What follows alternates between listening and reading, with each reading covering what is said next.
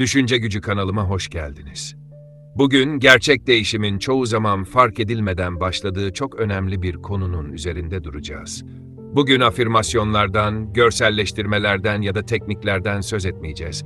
Onlardan biraz geri çekilip daha derin bir yere bakacağız. Gerçekten bilinçaltı nedir? Ve neden hayatımız üzerinde en büyük etkiyi bilinçli zihnimizden çok o oluşturur? İlk bakışta tüm kararları biz alıyormuşuz gibi görünür. Düşünürüz, analiz ederiz, seçim yaparız. Fakat kendi deneyimlerine dikkatle baktığında belki de seni huzursuz eden bir şeyi fark edebilirsin. Aynı kalıplar tekrar tekrar karşına çıkıyor olabilir.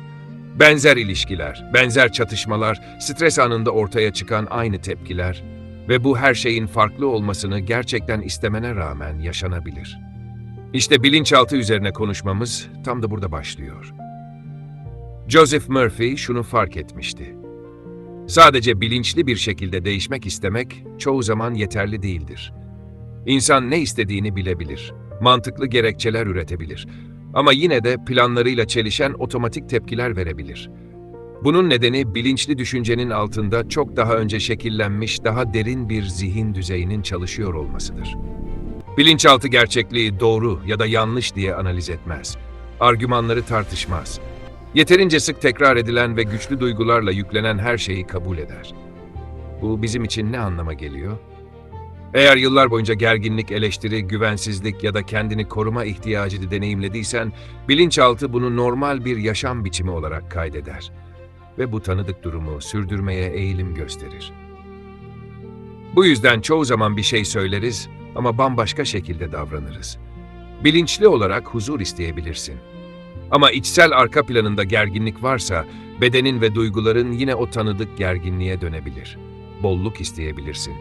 Ama eğer derinlerde para, korku, kayıp ya da çatışma ile eşleşmişse, farkında olmadan kendi adımlarını yavaşlatabilirsin. Bu kötü niyetten değil, bilinçaltı sadece bildiği şemayı uygular. Murphy'nin özellikle vurguladığı bir nokta daha vardı. Bilinçaltı ara sıra değil, sürekli çalışır. Onu aktif hale getirdiğinde değil, zaten her zaman aktiftir. O ilk düşünceden önce beliren ilk duyguda görünür. Bedendeki ani gerilimde, belirsizlik karşısındaki reflekslerinde. Biyolojik süreçleri yönettiği gibi, bazen mantıklı kararlarımızdan daha güçlü görünen duygusal kalıpları da etkiler. Ve burada önemli bir yanlış anlama ortaya çıkar. Birçok insan değişimin düşünceleri kontrol etmek olduğunu sanır. Oysa bilinçaltı ara sıra söylenen tekil cümlelere değil, sende kalıcı olana, sürekli tekrar edilene, normal kabul ettiğine ve içten içe ne beklediğine tepki verir. Eğer içsel olarak tehdit beklentisi taşıyorsan, her şey sakin görünse bile bedenin tetikte kalabilir. Eğer hayal kırıklığı bekliyorsan, başarı bile gerçek bir rahatlama getirmeyebilir. Bu karamsarlık değildir. Bu bir karakter kusuru da değildir. Bu yıllar içinde öğrenilmiş bir mekanizmadır. Bilinçaltı her zaman tanıdık olanı korumaya çalışır. Bu durum senin için zorlayıcı olsa bile. Bu yüzden Murphy değişime davranıştan başlamazdı. Önce arka planda hangi inançların ve imgelerin çalıştığını fark etmeye davet ederdi. Varsayılan duygu ne? Kimse bakmadığında içsel tutumun nasıl? Hiçbir şeyi kanıtlamak zorunda olmadığında içinde ne beliriyor? Bilinçaltı senin düşmanın değildir. Sadece öğrendiğini sürdürür. Ve eğer belirli koşullarda öğrendiyse, yeni koşullarda yeni şeyler de öğrenebilir. Ama önce bu derin kaydın gerçekten var olduğunu görmek gerekir. Bilinçaltının nasıl çalıştığını anlamak için bir anlığına olmasını istediğimiz gibi düşünmekten uzaklaşıp onun nasıl şekillendiğine bakmamız gerekir. Murphy defalarca şunu vurgulamıştı. Bilinçaltı hazır bir inanç listesiyle doğmaz. Deneyim yoluyla öğrenir ve güçlü duygular eşlik ettiğinde çok daha hızlı öğrenir. Tahmin edebileceğin gibi bu öğrenmenin en yoğun dönemi çocukluk yıllarıdır. Bu, çocukların daha ruhsal olmasından değil, zihinlerinin bilgiyi yetişkinler gibi filtrelememesindendir. Çocuk, bir şeyin mantıklı ya da adil olup olmadığını analiz etmez. O anki gerçekliği olduğu gibi kabul eder. Kaos deneyimlerse kaosu öğrenir. Gerginlik yaşarsa gerginliği öğrenir. Sevgi koşulluysa bunu norm olarak kaydeder. Zamanla bu erken kayıtlar içsel referans noktalarına dönüşür. İnsan büyür, çevresini değiştirir, bilgi edinir. ama duygusal tepkiler çoğu zaman aynı kalır. Bu yüzden yetişkin bir insan mantıken güvende olduğunu bilse bile korku hissedebilir. İyi şeyleri hak ettiğini bilse bile onlar geldiğinde içinde bir direnç oluşabilir. Murphy'nin dikkat çektiği bir başka nokta da şuydu: bilinçaltı zamanı ayırt etmez. Geçmişte kaydedilmiş bir deneyim onun için sanki şu anda oluyormuş gibi çalışabilir. Bir zamanlar bir durum acı, utanç ya da tehditle eşleşmişse, yetişkinlikte benzer koşullar ortaya çıktığında aynı içsel tepki otomatik olarak aktive olabilir. Ve bu artık gerçekten savunmaya ihtiyaç olmasa bile gerçekleşebilir. Artık savunmaya gerçekten gerek olmasa bile. Ve bu bizi çok önemli bir sonuca götürüyor. Tepkilerimizin büyük bir kısmı aslında şu ana verilen yanıtlar değil, geçmişte yaşanmış ve bedene, duygulara kaydedilmiş deneyimlerin yansımalarıdır. Bu mekanizma arka planda çalışmaya devam ettiği sürece, yalnızca düşünceleri kontrol ederek değişmeye çalışmak çoğu zaman hayal kırıklığı yaratır. Bilinçli zihin davranışı yönlendirmeye çalışır. Ama bilinçaltı öğrendiği kalıplara göre tepki verir. Bu noktada Joseph Murphy oldukça netti. İnsan bilinçaltı karşısında çaresizdir demiyordu. Fakat onu sadece mantıklı argümanlarla ikna etmenin mümkün olmadığını söylüyordu. Bilinçaltı bir şeyi anladığın için değişmez. Ancak yeni bir deneyim onun için yeterince gerçek ve güvenli hale geldiğinde değişmeye başlar. Bu yüzden birçok insan afirmasyonlarla hayal kırıklığı yaşar. Mantıken kulağa hoş gelen cümleleri tekrar ederler. Ama içlerinde bir direnç oluşur. Yıllarca gerginlik içinde yaşamış biri bir anda huzurdan söz etmeye başladığında bilinçaltı bunu hemen gerçek olarak kabul etmez. Onu yabancı ve geçmiş deneyimlerle uyumsuz bir durum olarak algılayabilir. Murphy özellikle şunu vurguluyordu: bilinçaltı kelimelere değil, içsel duruma tepki verir. Eğer bir afirmasyonun arkasında gerginlik, zorlanma ya da çaresizlik varsa, güçlenen şey aslında o duygulardır. Bu yüzden bilinçaltı değişimi olumsuz düşüncelerle savaşmak değildir. Savaş sinyali bilinçaltı için tehdit anlamına gelir. Ve tehdit eski kalıpları daha da pekiştirir.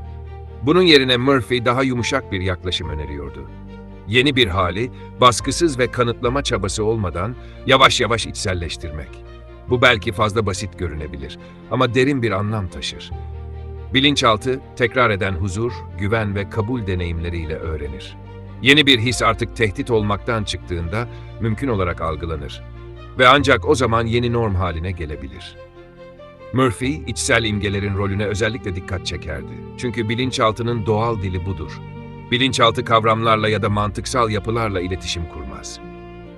Soyut fikirleri bilinçli zihin gibi anlamaz. Ama hayal edilen ve aynı anda gerçek gibi hissedilen şeylere çok hassas şekilde tepki verir. İçsel imge yalnızca zihinde gördüğün bir sahne değildir. Aynı zamanda o sahneyi düşündüğünde bedende oluşan histir. Örneğin hayalini kurduğun bir geleceği gözünde canlandırabilirsin. Ama eşlik eden duygu gerginlik, belirsizlik ya da korkuysa, bilinçaltı yalnızca görüntüyü değil, o duygusal paketi kaydeder. Murphy şunu gözlemlemişti: birçok insan farkında olmadan kaçınmak istediği şeyi pekiştirir. Sorunu düşünür, analiz eder, anlamaya çalışır. Ama aynı zamanda içsel olarak başarısızlık, hastalık ya da kayıp senaryolarını tekrar tekrar canlandırır. Bilinçaltı bir şeyin düzeltmek için mi yoksa yeniden yaşamak için mi düşünüldüğünü ayırt etmez. Sadece tekrar ve yoğunluğu kaydeder. Eğer içsel imgelerin gerginlik, mücadele ve tehdit içeriyorsa, en iyi niyetli çabalar bile stresle gölgelenir. Ama içsel görüntü, huzur ve kabule doğru değişmeye başladığında beden ve duygular da yavaşça dönüşür. Murphy hayal dünyasına kaçışı teşvik etmiyordu. Aksine bilinçaltını etkileyen imgelerin kişi için inandırıcı olması gerektiğini söylüyordu. Eğer bir imge mevcut deneyimden çok kopuksa değişim yerine direnç oluşturur. Bilinçaltı, tehlikeli ya da kimlik algısıyla çelişen şeyleri kolayca kabul etmez. Ve bu bizi önemli bir noktaya getiriyor. Bilinçaltı ile etkili çalışma, büyük ve dramatik sonuçları hayal etmek değil, yeni bir hali yavaş yavaş tanıdık hale getirmektir. Murphy örneğin büyük bir özgüveni hayal etmek yerine biraz daha fazla huzur hissine odaklanmayı önerirdi. Ani bolluk yerine güven duygusuna yaklaşmayı. Bilinçaltı, Kendini tehdit altında hissetmediğinde değişimi kabul eder. Burada bilinçli zihnin daha az aktif olduğu anlar da önemli rol oynar. Murphy, özellikle uykuya dalmadan hemen önceki ve uyanır uyanmaz ki geçiş anlarına dikkat çekerdi. Bu anlarda bilinçli filtrenin zayıfladığını ve bilinçaltının telkinlere daha açık hale geldiğini düşünürdü. Bu durumlarda yoğun analizden çok, hissedilen duygu daha güçlü bir iz bırakır.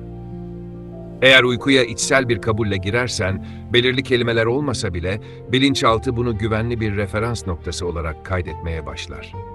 Ama gerginlik ve kaygıyla uykuya dalarsan, kaydedilen de o olur. Murphy burada büyük bir potansiyel görüyordu ama aynı zamanda bir sorumluluk da. Amaç her düşünceyi ya da duyguyu kontrol etmek değildi. Onları fark etmeye başlamak yeterliydi. Zihninde en sık hangi senaryolar dönüyor? Kimsenin duymadığı içsel anlatımın nasıl? Değişimin anahtarı çoğu zaman tekniklerde değil, tam da burada saklıdır. Tüm bunları bir araya getirdiğimizde bilinçaltı çalışması hakkında sıkça anlatılan tablo biraz değişir. Bu her düşünceyi kontrol etmek ya da kendini sürekli düzeltmek değildir. Murphy, kalıcı bir çaba halinde yaşamayı önermiyordu. Onun yaklaşımı, içsel tutumun yavaş yavaş dönüşmesine dayanıyordu. Bu dönüşüm önce tepkileri, sonra da dış koşulları etkiler. Başlangıç noktası şudur: hiçbir şeyi değiştirmeye çalışmadığın anlarda içinde ne oluyor? Varsayılan duygusal durumun ne? Daha çok gerginlik mi, yoksa huzur mu? İçsel diyalog destekleyici mi, yoksa eleştirel mi? Bilinçaltın bu sinyalleri sürekli kaydeder ve bunları normal hayat bilgisi olarak kabul eder. Murphy, değişimin büyük beyanlarla değil, küçük bir içsel kaymayla başladığını söylerdi. Kişi kendine sürekli direnç göstermeyi bıraktığında, gerginlik tek tanıdık tepki olmaktan çıktığında, işte o zaman bilinçaltı yeni bir şeye alan açar. Pratikte bu şu anlama gelir: bilinçaltı çalışması, bulunduğun yere izin vermekle başlar. Bu gelişimden vazgeçmek değildir. Sadece kendinle savaşmayı bırakmaktır. Murphy şunu görmüştü: İnsan mevcut deneyimini düşman gibi gördüğü sürece bilinçaltı savunma modunda kalır. Ve savunma modu değişime elverişli değildir. Bu yaklaşım bazen zor kabul edilir. Çünkü bize sıkça kendini düzeltmelisin anlatısı sunulur. Bugünkü bölümümüzü toparlarsak, en uzaktan başlamaya gerek yok. Eğer hayatın yıllarca gergin geçtiyse, bilinçaltının bir anda tam huzuru kabul etmesini bekleme. Önce küçük anlara izin ver. Bir nefese, kısa bir rahatlama hissine, mücadelesiz bir dakikaya. Bunlar bilinçaltının mümkün olarak tanımaya başlayacağı sinyallerdir. Murphy sık sık şunu vurgulardı: bilinçaltı her zaman senin yararına çalışır. Sonuçlar bazen ters gibi görünse bile, o sadece güvenli ve tanıdık olanı sürdürür. Ona baskısız, zorlamasız yeni deneyimler sunmaya başladığında değişim bir proje olmaktan çıkar. Doğal bir sürece dönüşür. Ve eğer bilinçaltının yenilmesi gereken bir şey olmadığını anlarsan, birçok şey kendiliğinden farklı bir düzene oturmaya başlar. Ve bugünkü bölümün sonunda seni küçük ama önemli bir şeye davet etmek istiyorum. Bugün bir an dur. İçsel durumunu gözlemle. Yargılamadan, düzeltmeye çalışmadan sadece fark et. Bu ilk ve en önemli adımdır. Eğer bu bölüm sana değer kattıysa bunu yorumlarda paylaşmanı çok isterim. Videoyu beğenerek ve kanala abone olarak bu serinin devamını kaçırmaman da beni mutlu eder. Bugünkü buluşmamız için teşekkür ederim. Bir sonraki bölümde tekrar görüşmek üzere.